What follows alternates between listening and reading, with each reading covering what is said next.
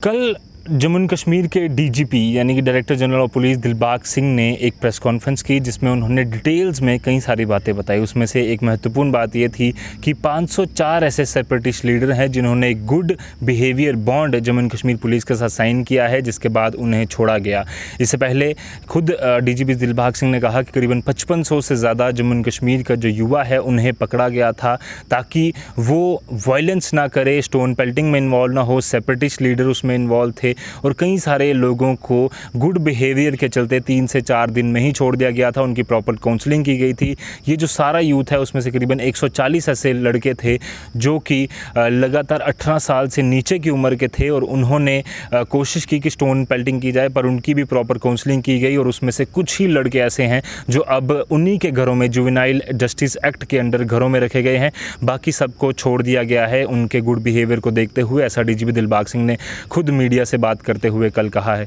इसके अलावा उन्होंने कहा कि 350 ऐसे सेपरेटिस्ट लीडर हैं जो हुर्रियत कॉन्फ्रेंस और जमाती इस्लामी से जुड़े थे और लगातार कोशिश करते थे कि कश्मीर में हालात ख़राब किए जाएं, पर उनको भी प्रॉपर उनकी काउंसलिंग की गई और उनको बार बार ये चेतावनी दी गई कि अगर आप कोई भी गलत एक्शन लेते हो या फिर किसी को बरगलाने की कोशिश करते हो तो आपके ऊपर सख्त कार्रवाई की जाएगी। और ना सिर्फ जम्मू एंड कश्मीर के प्रदेश के अलग अलग जेलों में उन्हें भेजा गया था। उसके बाद जब उन्होंने गुड बिहेवियर बॉन्ड साइन किया तो उन्हें उसके बाद घर भेजा गया। इसके अलावा डीजीपी दिलबाग सिंह ने यह भी कहा कि 16 ऐसे लड़के थे जिन्होंने अलग अलग मिलिटेंट आउटफिट जो हैं वो ज्वाइन कर लिए थे और उसके बाद जब उन्हें काउंसलिंग की गई, उनके घर वालों से बातचीत की गई, उन्हें कहा गया कि आप ये राह छोड़कर, गलत राह छोड़कर, मिलिटेंसी की राह छोड़कर जिसमें सिर्फ तबाही है, उस सब को छोड़कर आप मेन स्ट्रीम में आ जाइए और कोई भी कार्रवाई आप पर नहीं होगी। ऐसा ही हुआ। 16 ऐसे लड़के हैं जो वापस मेन स्ट्रीम में आए और उनके खिलाफ कोई भी कार्रवाई नहीं हुई। इसके अलावा उन्होंने कहा कि 300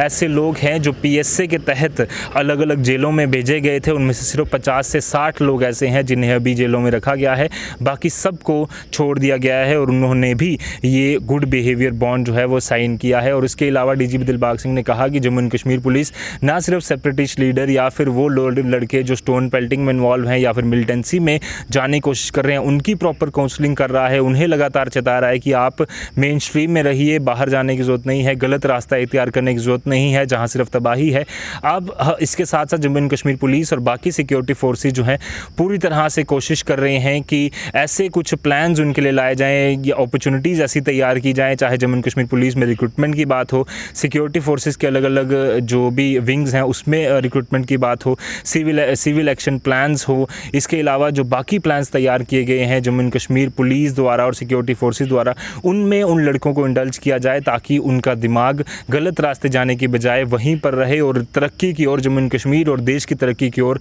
वो ज़्यादा तेज़ी से बढ़ पाएँ। हम लगातार देख रहे हैं कई सारी किलिंग्स जो कश्मीर में हुई, उसका एक बड़ा कारण है कि पाकिस्तान लगातार स्पॉन्सर कर रहा है अभी भी मिलिटेंसी को वहाँ पर, और उसके इरादे बिल्कुल भी कामयाब नहीं होंगे अगर ये पूरे लोग जो जम्मू एंड कश्मीर के खासकर वो लोग जो रेडिकलाइज हो चुके हैं या फिर उन्होंने कश्मीर से किसी ना किसी तरीके से इन्फ्लुएंस होकर मिलिटेंसी को या स्टोन पेल्टिंग करने वाली गुट को ज्वाइन कर लिया है, वो अगर पूरी तरह से छोड़ देते हैं तो कश्मीर की तरक्की होगी और पाकिस्तान को एक करारा जवाब भी मिलेगा। डीजीपी दिलबाग सिंह की इस बातों से लगता है कि अब हालात कश्मीर में पूरी तरह से सामान्य हो रहे हैं और धीरे धीरे सेपरेटिस्ट की जो सोच बदल रही है और आम जनता की जो सोच बदल रही है वो ज़रूर जम्मू एंड कश्मीर और देश की तरक्की में काम आएगी। कैमरामैन अंकुर सेठी के साथ रजत पोरा, द न्यूज़ नाउ, जम्मू।